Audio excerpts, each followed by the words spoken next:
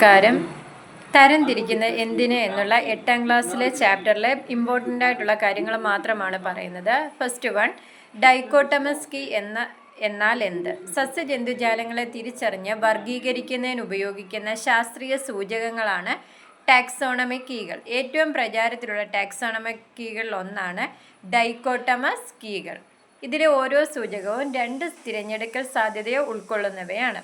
തിരിച്ചറിയേണ്ട ജീവിയുടെ സവിശേഷതകൾ തിരഞ്ഞെടുത്ത് ക്രമമായി മുന്നോട്ട് പോകുന്നതിലൂടെ ജീവിയെ തിരിച്ചറിയാനും തരംതിരിക്കാനും കഴിയുന്നു. അടുത്തത് വർഗീകരണ ശാസ്ത്രം അല്ലെങ്കിൽ ടാക്സോണമി. ജീവികളെ തിരിച്ചറിഞ്ഞ് സമാനതകളുടെയും വ്യത്യാസങ്ങളുടെയും അടിസ്ഥാനത്തിൽ തരംതിരിക്കുകയും ശാസ്ത്രീയമായി പേര് നൽകുകയും ചെയ്യുന്ന ശാസ്ത്രശാഖയാണ് വർഗീകരണ ശാസ്ത്രം. വർഗീകരണത്തിന് ജീവികളുടെ സ്വഭാവ സവിശേഷതകൾ, ബാഹ്യഘടന, ആന്തരഘടന, ജനിതക ഘടന, പരിണാമ ചരിത്രം എന്നിവയെല്ലാം പഠന വിധേയമാക്കേണ്ടത്.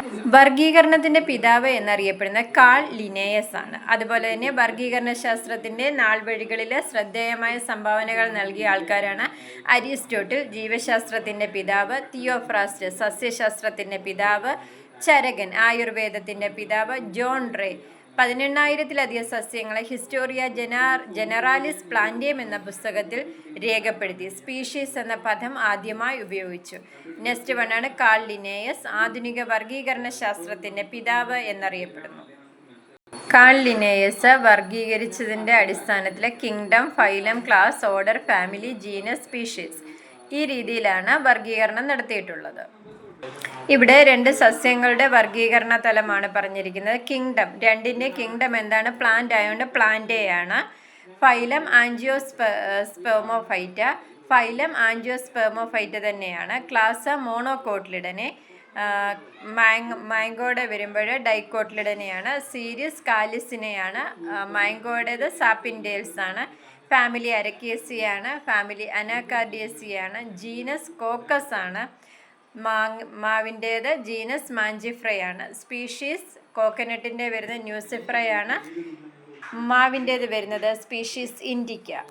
നെക്സ്റ്റ് വണ്ണാണ് ദിനാമ പദ്ധതി. ഓരോ ജീവി പല ഭാഷകളിലും പല പ്രദേശങ്ങളിലും പല പേരിൽ അറിയപ്പെടുന്നതുകൊണ്ടുള്ള ബുദ്ധിമുട്ടുകൾ പരിഹരിക്കുന്നതിനാണ് ദിനാമ പദ്ധതി ആവിഷ്കരിച്ചത്. പൊതുവെ അംഗീകരിക്കപ്പെട്ട ശാസ്ത്രീയ നാമകരണ രീതിയാണ്. 2 പദങ്ങൾ ചേർത്തുള്ള ശാസ്ത്രീയ നാമകരണമാണ് ദിനാമ പദ്ധതി. ഇംഗ്ലീഷിൽ പറയുന്നത് ബൈനോമിയൽ നോമൻക്ലേച്ചർ എന്നാണ്. കാൾ ലിനേയസ് തന്നെയാണ് ദിനാമ പദ്ധതി ആവിഷ്കരിച്ചിരിക്കുന്നത്. ശാസ്ത്രീയ നാമത്തിലെ ആദ്യ പദം ജീനസിനെയും 2ാം പദം സ്പീഷീസിനെയും സൂചിപ്പിക്കുന്നു. ഇപ്രകാരം പേര് നൽകുമ്പോൾ ഒരു ജീവിയുടെ ശാസ്ത്രീയ നാമം ലോകം എല്ലായിടത്തും ഒന്ന് തന്നെയായിരിക്കും. ഇതനുസരിച്ച് മനുഷ്യന് ഹോമോ സാപ്പിയൻസ് എന്നാണ് പറയുന്നത്. ഹോമോ മീൻസ് ആദ്യ പദം എന്താണ്? ആദ്യ പദം ജീനസിനെ, അതായത് ഹോമോ ജീനസിനെയും 2ാം പദം സാപ്പിയൻസ് സ്പീഷീസിനെയും സൂചിപ്പിക്കും. ഓക്കെ, അങ്ങനെ നമ്മൾ 2ആയിട്ട് പ്ലാന്റ്സിനെ ആനിമൽസിനെ, ജീവജാലങ്ങളെ പ്ലാന്റ്, സസ്യലോകത്തുള്ളതിനെ പ്ലാന്റ് എന്നും ജന്തുലോകത്തുള്ളതിനെ അനിമേലിയ എന്നും 2ആയിട്ടാണ് വിഭജിച്ചിരുന്നത്. എന്നാൽ കുറച്ച് കഴിഞ്ഞപ്പോൾ റോബർട്ട് എച്ച് വിറ്റാക്കർ എന്ന അമേരിക്കൻ സസ്യശാസ്ത്രജ്ഞൻ ജീവികളെ 5 കിങ്ഡങ്ങളായിട്ട് തരംതിരിച്ചു.